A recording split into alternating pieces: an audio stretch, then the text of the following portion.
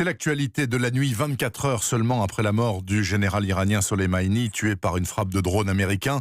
Les États-Unis ont mené un nouveau raid en Irak, juste au nord de Bagdad. C'est la télévision irakienne qui l'a annoncé. Le bombardement a visé un commandant du Hajj, qui est un groupe paramilitaire pro-Iran. On sait simplement qu'il y a des morts et des blessés.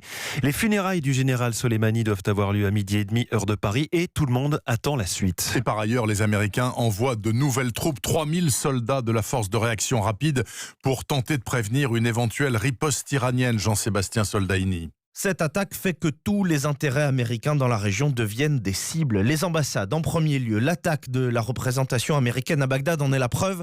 Tous ces bâtiments peuvent se retrouver sous pression en un rien de temps. C'est évidemment aussi le cas des bases militaires de la région. Arabie Saoudite, Émirats, Koweït et bien sûr Irak, où plus de 5000 soldats US sont présents.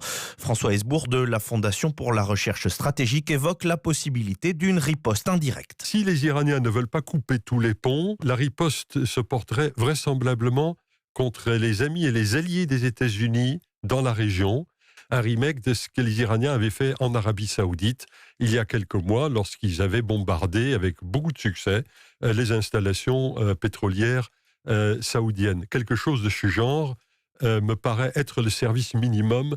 Aucun régime ne pourrait accepter de perdre un homme de cette importance. Il y aura forcément une riposte. Mais pas pour autant une riposte d'ampleur, plutôt des cibles très symboliques, comme l'était Qassem Soleimani, pas forcément un affrontement direct non plus, chaque camp cherchant à jouer avec les nerfs et les limites de l'autre. Les explications de Jean-Sébastien Soldaini pour Europe.